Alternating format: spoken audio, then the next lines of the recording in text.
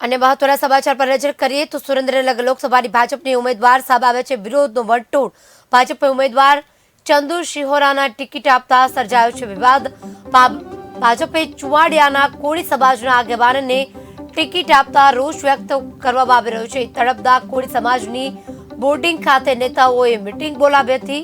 તળપદા કોળી સમાજને અવગણતા તથા અન્યાયના થયા છે સૂર। પૂર્વ સાંસદ સોમા ગાંડા પટેલ અને પૂર્વ ધારાસભ્ય ઋત્વિક મકવાણા હાજર રહ્યા છે। તળપદા કોળી સમાજના નેતાઓ આગેવાનો મોટી સંખ્યામાં ઉપસ્થિત રહ્યા છે। સંમેલનમાં તળપદા કોળી સમાજના નેતાને ટિકિટ આપવાની માંગ કરવામાં આવી છે। કોંગ્રેસ દ્વારા ટિકિટ આપશે તો ચૂંટણી લડવા સોમા ગાંડા પટેલ તૈયાર છે તેવું કહેવામાં આવી રહ્યું છે। ફરી એકવાર આંતરિક વિવાદ સર્જાયો છે। ટિકિટ આપતા રાજકારણ ગરમાયું છે। લોકસભામાં સુરેન્દ્રનગરના ભાજપના ઉમેદવાર સામે વિરોધના વંટોળ સામે આવ્યો છે। ભાજપે ઉમેદવાર ચંદુ શિહોરાને ટિકિટ આપતા સર્જાયો છે વિવાદ। ભાજપે ચુવાડિયા કોળી સમાજના આગેવાનને ટિકિટ આપી છે, રોષ વ્યક્ત કરવામાં આવ્યો છે।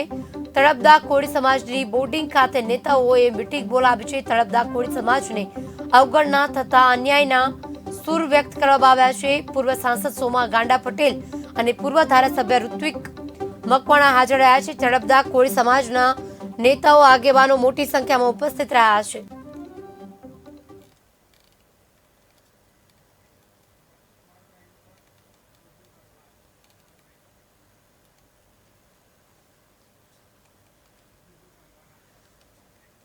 આ મુદ્દે વધુ વિગત આપવા માટે સંવાદદાતા જીલુ ભરવાડ જોડાઈ ચૂક્યા છે ફોન લાઈન પર।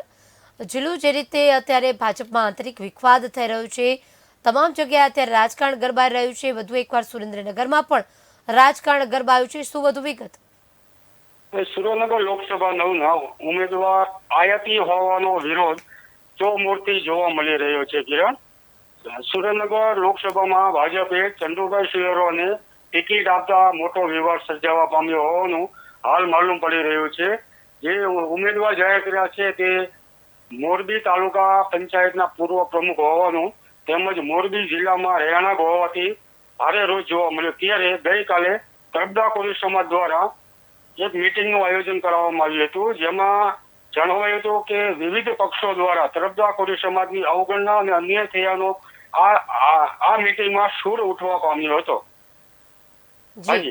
જી, તો જે રીતે ભાજપે ચુવાડિયા કોળી સમાજના આગેવાનને ટિકિટ આપી છે અને તમામ લોકો રોષ વ્યક્ત કરી રહ્યા છે।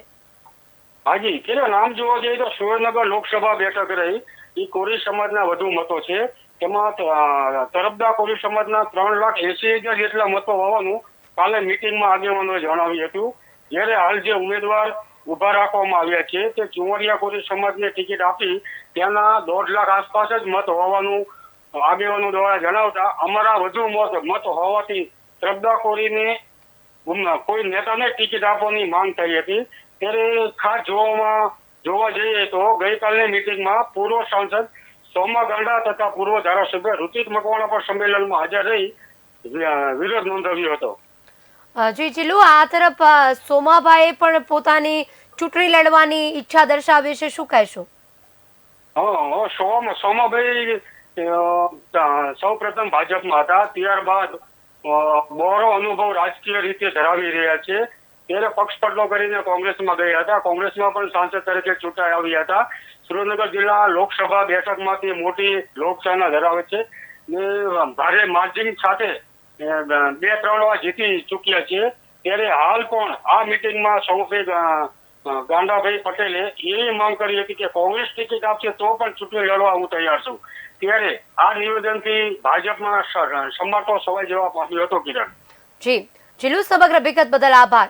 તો સુરેન્દ્રનગરમાં પણ રાજકારણ ગરમાયું છે। ભાજપના સમર્થકો જે છે તે ક્યાંક નિરાશ થયા છે।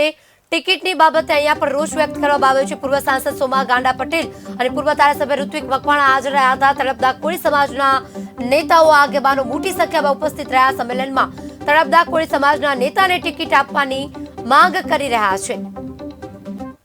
આજે સામાજિક આગેવાનો અહીંયા બોર્ડિંગ ખાતે મળ્યા છે।